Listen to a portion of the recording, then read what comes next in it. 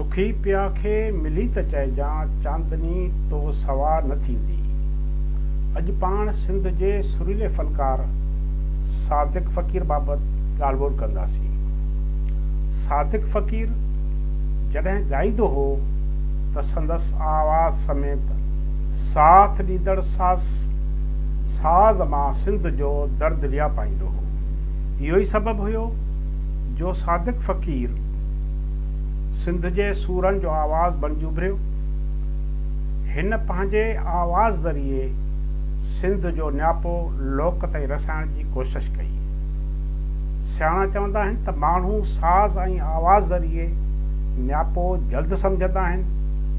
तक़रीरुनि ऐं तहरीरुनि खां वधीक फ़न ज़रिए न्यापो सम्झण में देरि न लॻंदी आहे, छाकाणि त फ़न माण्हुनि जे दिलनि में पेही वेंदो आहे।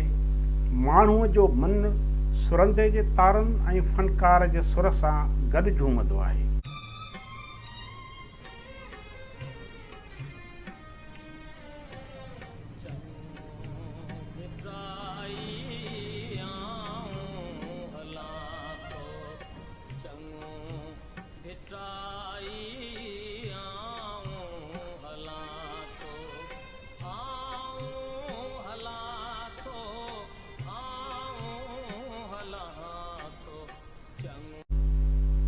सरमद हुजे या सादिक, हिननि सिंध जो न्यापो सुरीले आवाज़ ऐं साज़ ज़रिए माण्हुनि ताईं पहुचाइण में वॾी कामयाबी हासिल कई।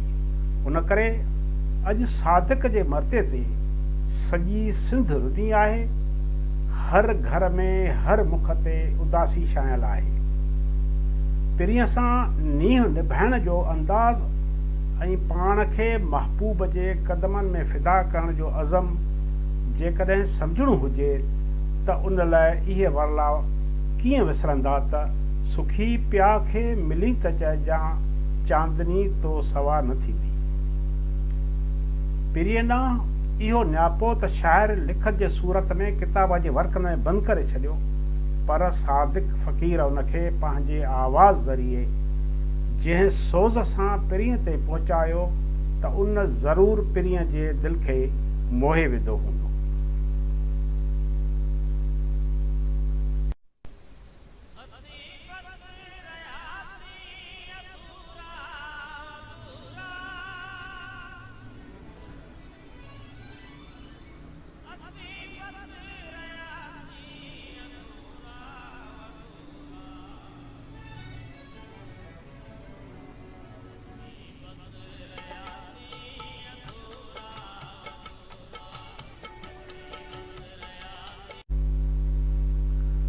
हर क़ौम जी मौसीक़ी जो अंदाज़ पंहिंजो हूंदो आहे।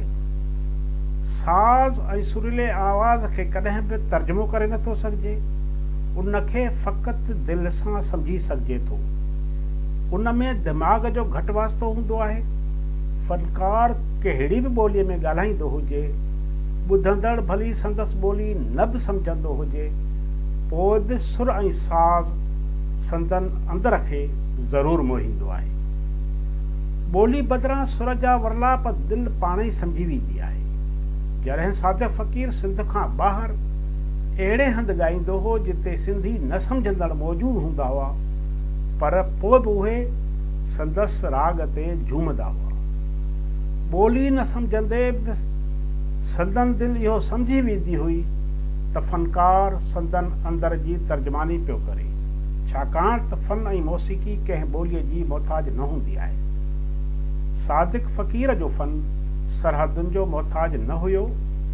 मिठीअ जे मिटीअ मां ॻोहियल माण्हूअ जो फ़न न फ़क़ति सिंध जे दर्द जो तर्जुमान हुयो, पर संदसि न्यापो उन्हनि मिड़नी जग जहान जे माण्हुनि लाइ हुयो जेके दर्द विछोड़े ऐं नाइंसाफ़ियुनि जी साॻी कैफ़ियत मां गुज़री रहिया हुआ ऐं गुज़री रहिया आहिनि। सादिक जो आवाज़ सभिनी अक़ीदनि खां मथां आहे ऐं हिन जो आवाज़ सिंध जो सॾु हूंदो हुओ जंहिंजो पड़ाॾो सिंध बणिजंदी हुई। तोखां थींदे धार खिलंदे खिलंदे यार लुड़क लड़ी पिया लार करे।